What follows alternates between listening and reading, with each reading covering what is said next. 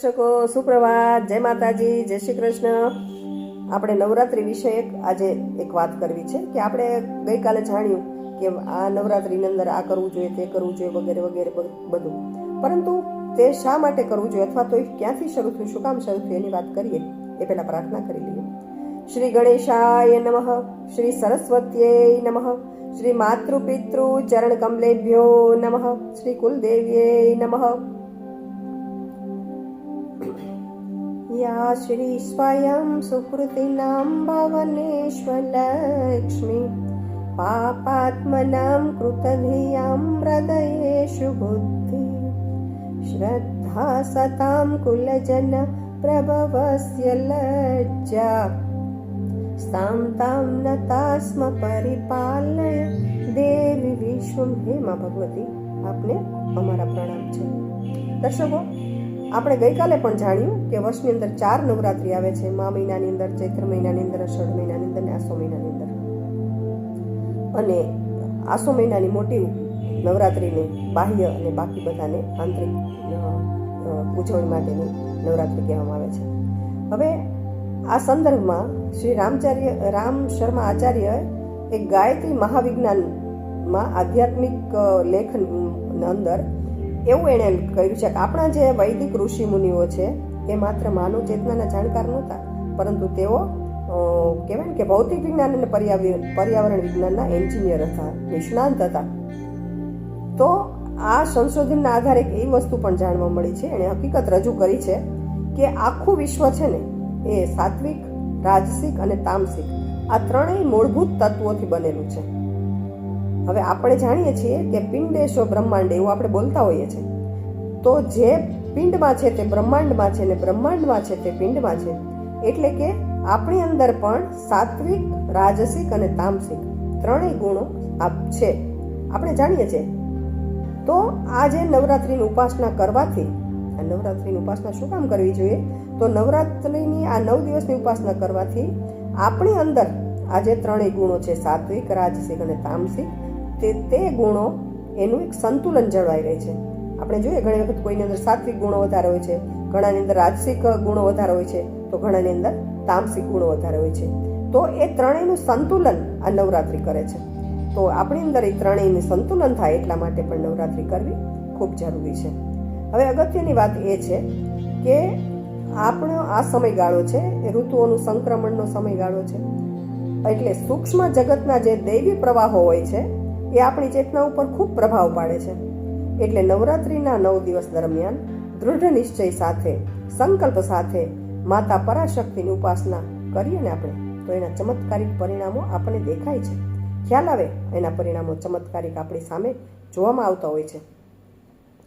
આ નવરાત્રીમાં આપણે જાણીએ કે નરેન્દ્ર મોદી પાણી પીને 9 દિવસ નવરાત્રી કરે છે. તો નવરાત્રીમાં આપણે થઈ શકે તો પાણી પીને નવરાત્રી કરીએ, અથવા તો ફરાળી લિક્વિડ જ્યુસ ને એવું પીને કરી શકીએ. એવું ન થાય તો ફરાળ કરીને કરીએ. એવું ન થઈ શકે તો રાજગરો, સકરિયા, સુરણ, બટેટા એવું ફરાળ કરીને કરીએ. અને એવું પણ ન થાય તો એકટાણું કરીએ. અને કંઈ ન થઈ શકે તો આખો દિવસ બને ત્યાં સુધી આપણે મનમાં મૌન રાખીએ, કોઈની કુથલી ન કરીએ અને માત ભગવતીનું નામ સ્મરણ કર્યા કરીએ. આ નવરાત્રીની અંદર આપણે પ્રાર્થના કરીએ, ઉપવાસ કરીએ, ધ્યાન કરીએ, મૌન રાખીએ. આ બધાનું વિશેષ મહત્વ છે.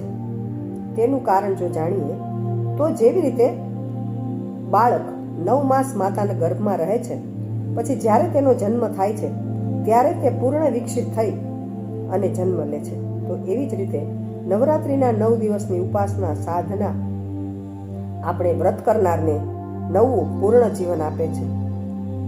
નવરાત્રીનો તહેવાર નવરાત્રી કરનારને પ્રાર્થના, ઉપવાસ, ધ્યાન અને મૌન દ્વારા ખરેખર સાચી યાત્રા જે છે, આંતરિક યાત્રા છે, તેના ઉપર લઈ જાય છે. એટલે શું કરે છે? આ પ્રાર્થના જે છે એ પ્રાર્થના કરનારનું મન શુદ્ધ કરે છે. ધ્યાન જે છે, જે લોકો ધ્યાનમાં બેસે છે, તો ધ્યાન જે છે એ આત્મ સાક્ષાત્કાર તરફ લઈ જાય છે.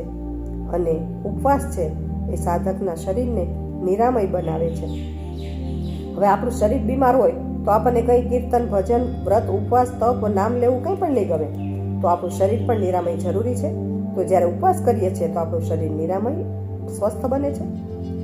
અને જો આપણે મૌન રાખીએ તો એનાથી શબ્દોની શુદ્ધતા થાય છે, વાણીની ગરિમા જળવાઈ રહે છે, આપણા જીવે સરસ્વતી રહે છે.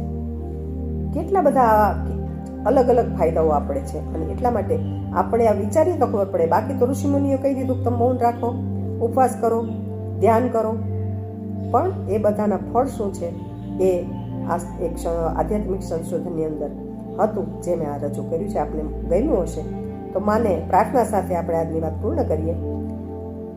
યા દેવી સર્વભૂતેષુ માતૃરૂપેણ સંસ્થિતા નમસ્તસ્યે નમસ્તસ્યે નમસ્તસ્યે નમો નમઃ. મા ભગવતી, તમે અમારે ત્યાં શક્તિ સ્વરૂપે અમારા શરીરમાં, શાંતિ સ્વરૂપે અમારા મનમાં, કાંતિ સ્વરૂપે અમારા ચિત્તમાં, અમારી ચિત્ત બુદ્ધિ બધું તમે સ્થિર સદ બનાવો. લક્ષ્મી સ્વરૂપે અમારા ઘરમાં સ્થિર અને સદ બનીને હંમેશા વાસ કરો. અને હંમેશા અમને સદવિચારો આપો, સદકર્મો કરાવો અમારાથી, અમે બધાને મદદરૂપ થઈ શકીએ અને અમે આ સાત્વિક જીવન જીવી શકીએ. એના માટે પ્રાર્થના કરીએ. માં ચોક્કસ આપણા પ્રાર્થના સાંભળશે. ચાલો, આવજો.